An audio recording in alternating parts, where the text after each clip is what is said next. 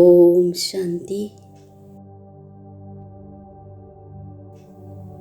സംഘടനയിൽ സഹയോഗത്തിൻ്റെ ശക്തിയിലൂടെ വിജയിയാകുന്ന സർവരുടെ ശുഭചിന്തകരായി ഭവിക്കട്ടെ.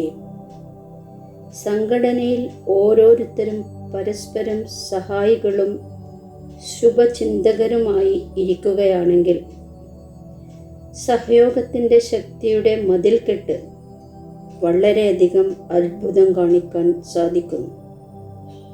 പരസ്പരം അന്യോന്യം ശുഭചിന്തകരും സഹയോഗിയുമായി ഇരിക്കുകയാണെങ്കിൽ ഈ മതിൽക്കെട്ടിനുള്ളിൽ മായയ്ക്ക് വരാൻ ധൈര്യമുണ്ടാകില്ല.